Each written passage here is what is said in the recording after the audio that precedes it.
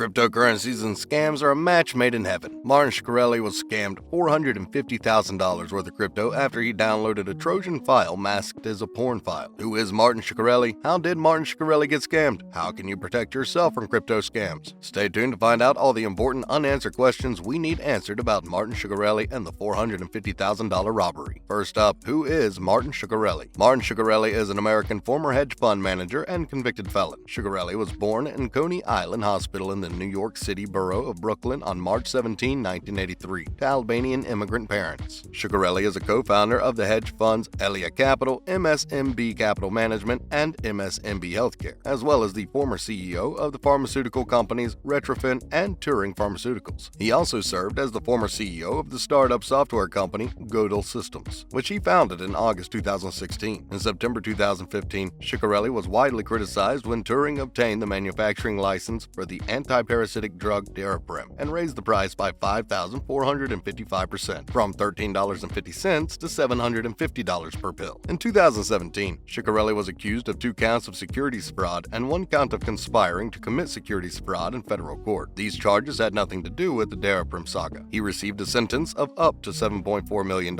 in fines and 7 years in federal prison. He was also fined an additional $64.6 million in the civil case, which will go to victims across the country. Shkreli was detained at the low-security federal prison in Allenwood, Pennsylvania, prior to May 2022, with a scheduled release date of September 2022. Shkreli was declared to have been released early on May 18, 2022. Next up, what is Martin Shkreli's background with crypto? Martin Shkreli, one of the most notorious grifters of the 2010s, has already destroyed whatever goodwill he was trying to secure through the creation of Druglike, a Web3 platform for pharmaceutical modeling. Shkreli has been connected to an early token dump for the cryptocurrency that was allegedly powering the project less than a month after it was announced. According to Web3 is Going Great, the value of Money MSI, shortened for Martin Shkreli Inu, which is actually a real token, fell by 90% after a crypto wallet linked to Shkreli sold his holdings for 239 ETH, or just over $450,000. It's not surprising that the human pharma bro meme, who was actually barred from the industry after raising the cost of the life-saving medication Daraprim, could be connected to a possible token dump prior to the company's launch, but it's also possible that there's more to the story. Next up, how did Martin Shkreli get scammed? Shkreli contacted YouTuber Muta Anas, the owner of the channel Some Ordinary Gamers, to explain the dump after Anas posted a video criticizing Shkreli for being hacked. Shkreli claims that the suspicious token dump was caused by a hack resulting from malware that was unintentionally torrented while Shkreli attempted to download some porn. The file in question, entitled Big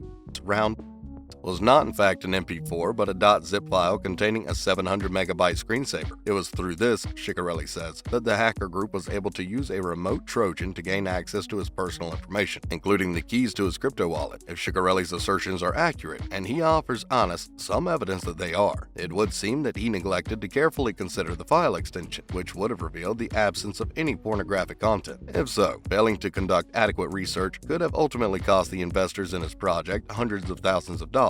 Shkreli recently served a prison sentence for a number of financial crimes unrelated to his price gouging of pharmaceuticals. He is now barely, if at all, holding on to any credibility. Given that, engaging in traceable pump and dump crypto scheming so soon after rejoining society would undoubtedly be a choice. Perhaps he was hacked after all, although we are unable to confirm it. He has provided at least a few receipts attesting to the fact. Next up, did Martin Shkreli launch his own crypto business? Martin Shkreli, also known as Pharma Bro, is not allowed to work in the pharmaceutical industry, but in order to lower drug prices in his post-prison life, he is using blockchain technology. On Monday, the former executive of a pharmaceutical company who was convicted of financial crimes in 2017 launched Druglike, a Web3 drug discovery business based on open-source software to design and model chemical compounds. It's a niche product for sure, but it could change the way medicine is being made. Shkreli told the Milk Road, a daily crypto newsletter for more than 150,000 readers, in an interview posted on YouTube on Monday. Shkreli, who co-founded Druglike, told the Milk Road that software licenses for traditional drug design software can run from $50,000 to $100,000. In the recorded interview, Shkreli expressed his aghastness at the high cost of drug discovery software. Millions of dollars are spent on this equipment's total cost of ownership, so my goal is to be able to reduce it almost to zero. Druglike is not a drug company. We don't want to be a drug company. I can't even be a drug company. We make a piece of software and you sort of design something that could be a medicine, he told the Milk Road. Once you're done done with that. You actually have to turn it from a simulation to a reality, and that's somebody else's job. Shkreli is scheduled to be released from federal custody on September 14, according to the U.S. Bureau of Prisons. Next up, are crypto and scammers a perfect combo? Scams, of course, are not exclusive to the cryptocurrency world. They have long flourished in the confines of the established financial system. Generally speaking, crypto investing is risky, prone to massive swings, and often fueled by dramatic hype. Do your own research is a common mantra among cryptocurrency enthusiasts, but that doesn't mean that newcomers are trained to recognize fraud. Scammers find a number of advantages in cryptocurrencies. The absence of the middleman is, in theory, one of its key characteristics. This indicates that two people can conduct business directly with one another rather than sending money from one person's account to another and having the banks act as the transaction shepherd. Blockchain technology, which can be compared to a digital ledger used to record transactions, is used to record the transaction. Then a network of computers rather than a centralized organization like a bank verifies it. Combine that with the pseudonymous nature of crypto. People don't always go by their actual names, and the fact that wallets which hold crypto have just a string of alphanumeric characters associated with them rather than a name, address, or social security number. And there are a number of factors that scammers can abuse. It's not difficult to understand the appeal of cryptocurrency as one of the few means by which regular people can, and occasionally do, accumulate life-changing wealth. As wealth inequality keeps rising and real wages have fallen. However, it also makes it more vulnerable to scams. Next up, why do scammers use zip files? The zip file is the scammer's best friend. Zip files are everywhere and have a lot of very valid uses. Unfortunately, with that ubiquity comes the potential for abuse. And that's exactly what spammers like to do. The majority of users are good at knowing when to avoid downloading unexpected attachments. When discussing zip files in a routine conversation with a reliable source, it's simple to lose focus. Attackers frequently incorporate malicious attachments into replies within running email threads, giving the impression that they have been there the entire time and are harmless. This is because people would naturally assume that a genuine email from a friend or coworker must be secure. The malicious software is called Quackbot, a Trojan that has been around since 2008. The increase in Quackbot attacks over the past 6 months is evidence of the use of these unsettling, efficient methods. The use is to deceive the user. Microsoft Office file formats and other common extension names frequently appear on zip files. These file types are being imitated by hackers in an effort to lure victims into downloading the file, which then installs malware. Additionally, because of the fake file extension names, the malware frequently manages to get past cybersecurity filtering procedures. The software then proceeds to steal all valuable information on your device, including wallet passwords. Next up, how can you protect yourself from crypto scams? You can take a number of measures to prevent being scammed. You shouldn't click on any links, call any numbers, get in touch with them in any way, or send them money if you see any of the warning signs. Refuse requests for your personal cryptocurrency keys. No one needs those keys to conduct a legitimate cryptocurrency transaction. They only control your access to your cryptocurrency and wallet. Investment managers who contact you and promise to increase your money quickly should be ignored. If a government, law enforcement agency, or utility company sends you an email, text message, or social media message informing you that your accounts or assets have been frozen, and you must send money or cryptocurrency, contact the organization and disregard the message. Be skeptical of claims that have explicit material of you that they plan to publish unless you send cryptocurrency and report it. If you're using an online dating website or app, meet your romantic interest in person before you give them money. Whatever the precise cause of this scam, one thing is certain: it is probably best to avoid any project led by Shkreli, especially one that is closely related to the pharmaceutical industry. What do you think about Martin Shkreli? What steps are you taking to protect yourself from possible crypto scams? Make sure to let us know your thoughts down below. Thanks for watching.